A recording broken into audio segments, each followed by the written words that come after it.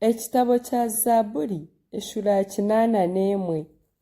Okusiima Ruhanga ahabw'ebirungi ebi yakoriire abantu be n'obu barabe bamugomiire.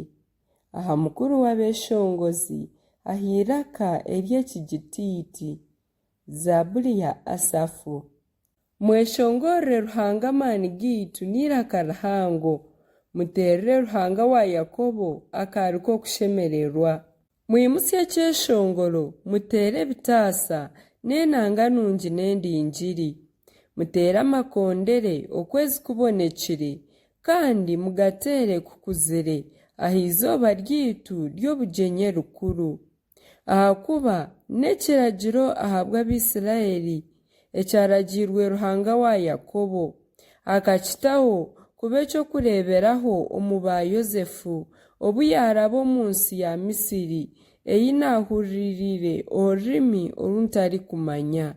Nkabiiha omutwaro aha mabega, engaro zanyu zarekura ekiibo.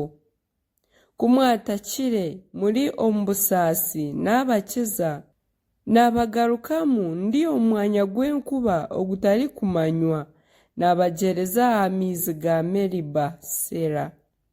Bantu banje, muhurire ebi ndikubahana, iwe Isiraeli, kabaasibwa ki ompurira? Mutarigira Ruhanga w'abanyamahanga omuri imwe, n'obu kwakuba okumuramya. Ninye Mukama Ruhanga waawe, owaakwiire omu nsi ya Misiri, yashamya munonga akanwa kawe nkiijuze. Konka abantu banje tibarahuriire iraka ryangye, kandi Isiraeli tarankunzire n'akakye. Niko kubareka bakaguma baine emitima egangiire, bakakurata obwengye bwabo aha bwabo. Nkabaasibwa ki? Abantu banje bampurira, Abaisiraeli bagyendera omu mihanda yangye. Nanye ndahuka kugomoora abazigu baabo, ndwanisa ababisha baabo. Abangi ba Mukama bamugomokera, kandi n'ebiro byabo tibyakuhwireho ebiro byona.